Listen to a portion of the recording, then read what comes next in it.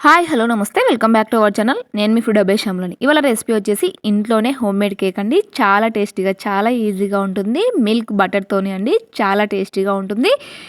ఎగ్జాక్ట్గా చెప్పాలంటే ఇది నోట్లో వేస్తే కరిగిపోతుంది. ఈ న్యూ ఇయర్కి అయితే ఇలా సెలబ్రేట్ చేసుకొని ఫస్ట్ అయితే ముందైతే ప్రాసెస్ స్టార్ట్ చేద్దాం.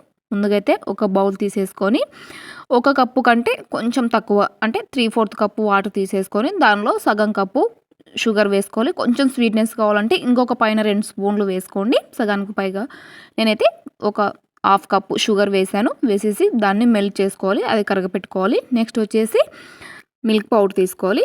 3/4 కప్పు మిల్క్ పౌడర్ అంటే ఒక కప్పు మెజర్మెంట్‌లో సగం కప్పు కంటే కొంచెం తక్కువ అంటే పావు కప్పు ఉంటుంది కదా, అది వేసేసుకొని దాన్ని కూడా మొత్తం కలిపేసుకోవాలి. నెక్స్ట్ వచ్చేసి మైదా పిండి తీసుకున్నాను. ఇక్కడ నేను వచ్చేసి ఒక కప్పుకి పైన 2 స్పూన్లు కూడా ఎక్స్ట్రా వేసుకున్నాను.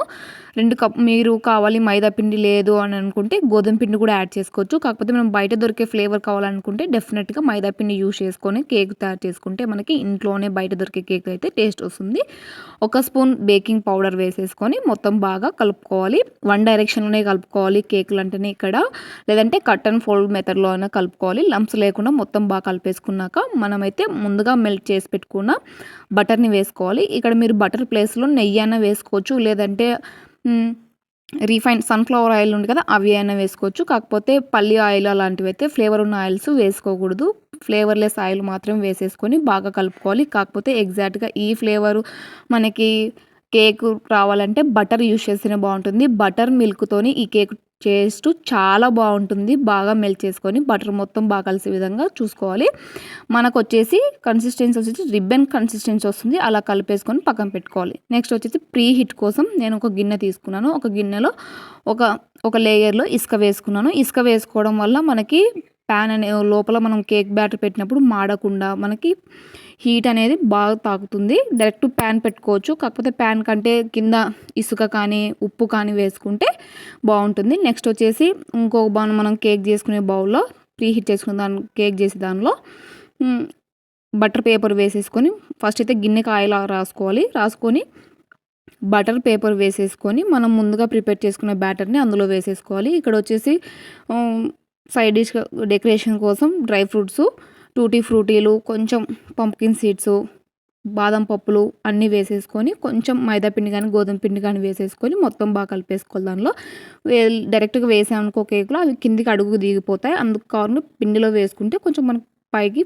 ఫ్లఫీగా పొంగుతాయి, అడుగు దిగకుండా ఉంటుంది. నెక్స్ట్ వచ్చేసి మనం ముందుగా ఆయిల్ పెట్టుకున్న బటర్ పేపర్లు అందులో వేసేసుకొని ఆ బ్యాటర్ని పైన మనం సైడ్స్లో అక్కడక్కడ కనిపించడం టూటీ ఫ్రూటీ కోసం వేసుకున్నాను. ఎక్స్ట్రా మీకు కావాలనుకుంటే వేసుకోవచ్చు. డ్రై ఫ్రూట్స్ కూడా వేసుకోవచ్చు. ఇక్కడ ఆప్షన్ మేము ఏవి ఉంటాయి అవి వేసుకోవచ్చు.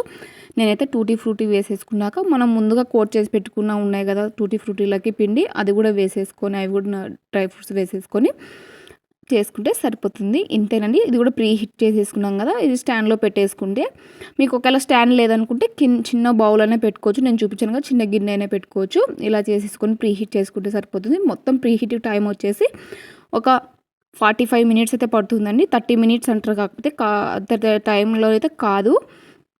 మనం టూత్పిక్ కానీ నైఫ్ కానీ తీసేసుకొని చూసుకుంటే మనకి నైఫ్కు ఏమి అంటకుండా వచ్చింది అంటే మనకి కేక్ అయితే రెడీ అయినట్టు. 30 మినిట్స్ అయితే మనం ఏం చేయకుండా వదిలేయాలి. మీడియం ఫ్లేమ్లో పెట్టుకొని చూసుకుంటూ చేసుకోవాలి. టైం ఎగ్జాక్ట్గా అయితే 45 మినిట్స్ అయితే పడుతుంది కేక్ తయారు చేసుకోవడానికి కోసం.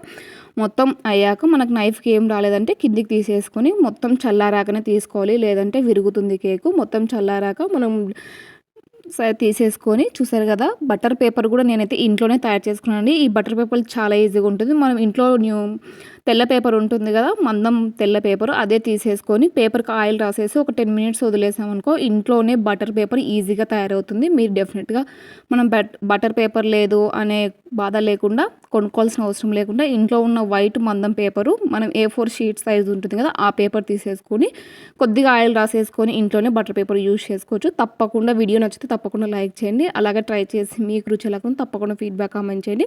మరిన్ని టేస్టీస్ అండ్ వెరైటీస్ రెసిపీస్తో ఫుడ్ అబ్బాయి ఛానల్ అయితే సబ్స్క్రైబ్ చేసుకోండి. ఇంతేనండి, చాలా సింపుల్గా చాలా ఈజీగా అయిపోతుంది. బటర్ మిల్క్ పౌడర్తోనైతే చాలా టేస్టీగా ఉంటుంది. నోట్లో వేసుకుంటే కరుగుతుంది. ఎగ్లెస్ కేక్ కాబట్టి తప్పకుండా ఈ న్యూ ఇయర్కి ఇలా సెలబ్రేట్ చేసుకోండి. ఈ కేక్ను తప్పకుండా ట్రై చేయండి. చాలా టేస్టీగా ఉంటుంది. డెఫినెట్గా ట్రై చేయండి. ఈ న్యూ ఇయర్ స్పెషల్గా తప్పకుండా ట్రై చేయండి. మరొక మంచి రెసిపీతో మళ్ళీ మేము ముందుంటాను. Thank you for watching video. Bye bye.